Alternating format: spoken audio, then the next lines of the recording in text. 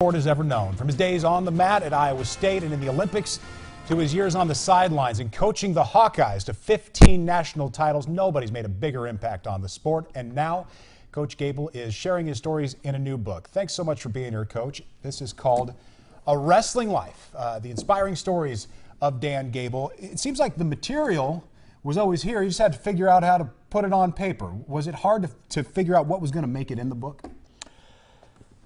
It was actually kind of hard because I have 150 stories minimum, and there's 26 stories in this book, and the fact that I had to sit down and write it. And so instead of doing it that way, I have another author, a co-author, and there's Scott Schulte, who actually interviewed me on recording. He interviewed the other people that are involved in the book as well, the chapters like my family or some wrestlers and so on.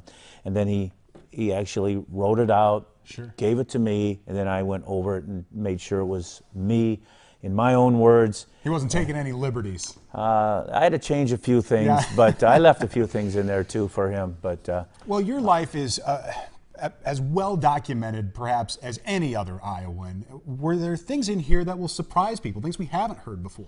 Yeah, there's definitely things, and what they are, it's not just about me on the mat whipping people or pinning people or getting off my own back and coming back to victory or whatever. It's a lot about family.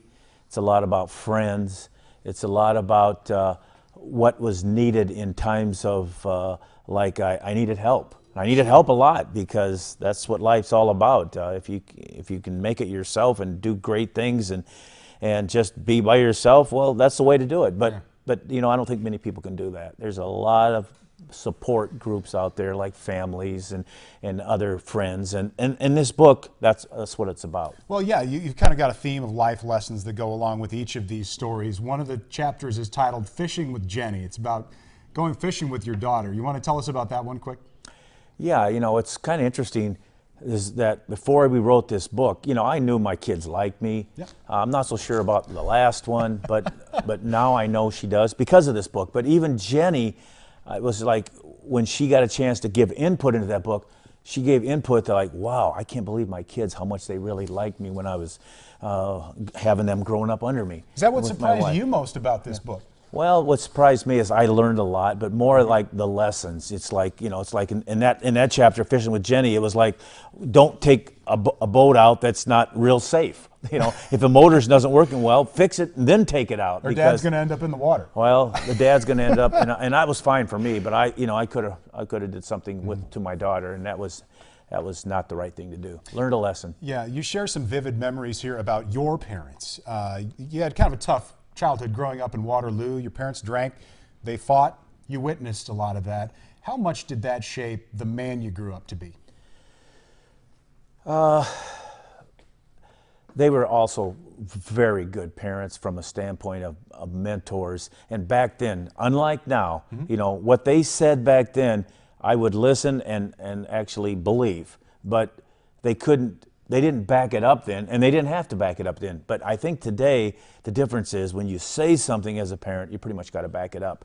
Back in those days, and Waterloo's a pretty tough town back in those days, still a tough town, but no, there's a lot to be learned, and it wasn't just me growing up being a person that got neglected or anything like that, because that's not the case. But they definitely like to drink a lot of beer and smoke a lot of cigarettes and raise a lot of cane and have some good times. But some of those times are probably in the past and not so much for the future. Sure.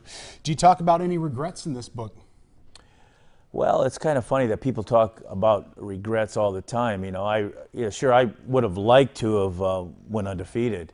You know, I would have liked to not lost my sister to being murdered. To murder, yeah. But you know, and what you do, this book kind of shows you how you can actually go back and prevent some of those things. But some of those things really happen in life, and so it's more about, yeah, we want to prevent them, but when they happen, what you do about it, and that's real key. Is that the analogy you draw to the mat? Wherever you find yourself in the match, there's a way to turn it around.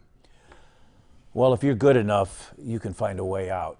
And that comes through hard and smart work. And I worked extremely hard when I was an athlete compared to everybody else. At least they tell me that, because it was kind of norm for me. But I think as I got older, I got a little smarter. And that's what you have to do. You have to really combine the two to be really on top of your game. Thanks so much for being here this afternoon, Coach. Love it. It's an honor for any Iowa to get to talk to you. The book is called A Wrestling Life. He's going to be signing copies of it this afternoon up in Ames at Books A Million, 1200 South Duff. That event starts at 6:30, so there's still plenty of time to get up there and meet Coach Gable and get your copy of this fantastic book.